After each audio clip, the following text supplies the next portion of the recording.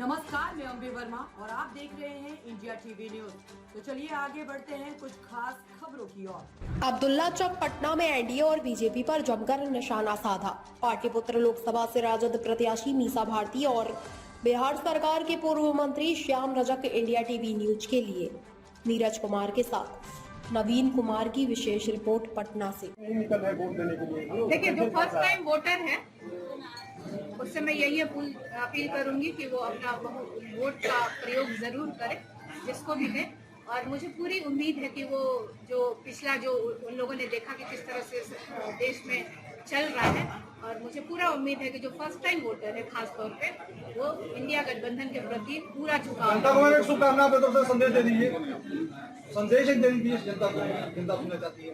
नहीं, मतलब क्या संदेश? परसा आप आई हैं, परसा के लोगों को क्या संदेश देंगे? जीत कराएंगे तो क्या करेंगे परसा के लिए?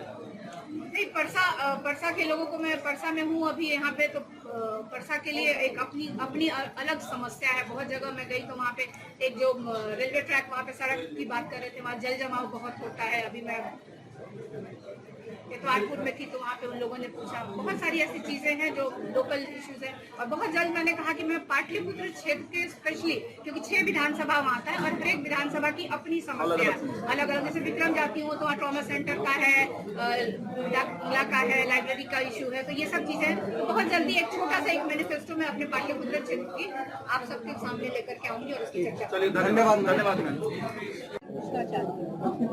मेरा सवाल है कि प्रधानमंत्री जी 14 में और 19 में, 2014 में और 2019 में जब चुनाव आता है 5 साल के बाद, तो बिहार आते हैं और बिहार आके बोलते हैं कि जो चीनी मिलें बंद है।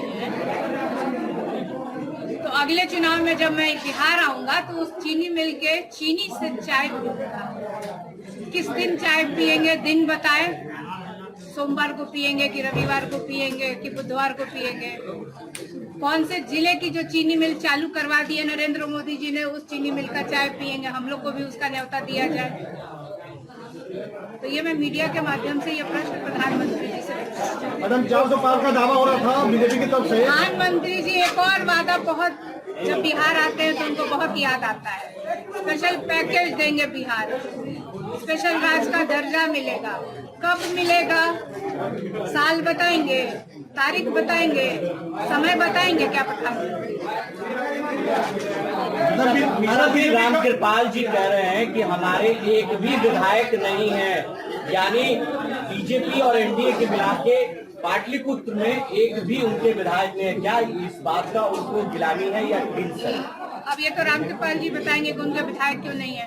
और जितने भी 40 लोकसभा के जो प्रत्याशी हैं एनडीए गठबंधन के, क्या वो अपने चेहरे पे चुनाव लड़ रहे हैं? वो तो नरेंद्र मोदी के चेहरे पे चुनाव लड़ रहे हैं। तो देखा जाए तो एक तरह से सांसद भी नहीं है। 40 में से 39 सीटों में तो वहाँ सांसद भी नहीं है, क्योंकि वो तो अपने चेहरे पे चुनाव लड़ते नहीं है लोग, चाहे वो 14 का चुनाव हो चाहे वो 19 का चुनाव हो। लेकिन 2024 का चुनाव जनता ने भाजपा की, नरेंद्र मोदी की और एनडीए गठबंधन की विदाई इस बार तय रखी। मैं कोई हवा में बातें नहीं कर रही हूँ, मैं धरातल पे रह करके जनता के बीच जा करके उनसे सुन करके समझ करके तब मैं ये बातें मीडिया के सामने रख रही हूँ। रामकृपाल जी को 2 बार मौका मिला, सांसद महोदय को 2 बार मौका मिला। तो उनसे आपके माध्यम से मैं प्रश्न पूछना चाहती हूँ कि पाटलिपुत्र संसदीय क्षेत्र के लिए उन्होंने कौन से डेवलपमेंट के काम कराए? अपने निधि से अपने तौर पे उन्होंने क्या किया? कौन सा डेवलपमेंट? क्या कोई यूनिवर्सिटी उन्होंने खुलवा दिया है? क्या कोई फैक्ट्री लगवा दी है? चिराग पासवान ने कहा है कि आपके परिवार के पार्टी का नाम बदलकर रामकृपाल जी ने परिवार पार्टी रख दिया, राष्ट्रीय परिवार पार्टी नाम दिया है, क्या कहेंगे? तो ये नरेंद्र मोदी से पूछना चाहिए कि जमुई में दामाद के लिए वोट मांगे, परिवार नहीं याद आया? नवादा में बेटा के लिए वोट मांगे, परिवार नहीं याद आया? गया में मांझी जी के लिए वोट मांगे, परिवार नहीं याद आया? अभी समस्तीपुर भी जाएंगे, वोट मांगेंगे, वो याद नहीं आ रहा है उनको कि वो परिवार है। आखिर ये लोग किस परिवार के सदस्य हैं? चिराग जी के लिए वोट मांगने जाएंगे नरेंद्र मोदी जी, वो किस परिवार के हैं? उनके पिताजी कौन हैं? सम्राट चौधरी जी अभी अभी विधानसभा का भी चुनाव होगा, सम्राट चौधरी के लिए नरेंद्र मोदी जी नहीं आएंगे क्या? रामकृपाल जी वोट मांगने नहीं जाएंगे तो किसके लिए मांगे जाएंगे? सम्राट चौधरी की जगह कहेंगे कि आरजेडी उम्मीदवार को जिता दीजिए क्योंकि ये परिवार वाला है, क्या कहेंगे? लगातार सर इंडिया महागठबंधन के ऊपर एनडीए नेताओं के द्वारा कहा जा रहा है कि बिहार में खाता भी खुलने वाला नहीं है। ये उनकी झल्ला है, उनका जो परेशानी और उनको जो जनता कहती है कि 400 पार नहीं करी पार, इसके कारण वो परेशानी में पल पल बोलने का काम कर रहे हैं।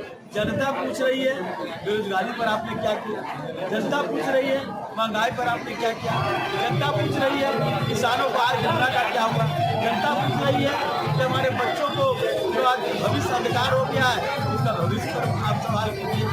जनता पूछ रही है कि अमीरों का धन बढ़ रहा है, गरीबों की धन कम रहा है।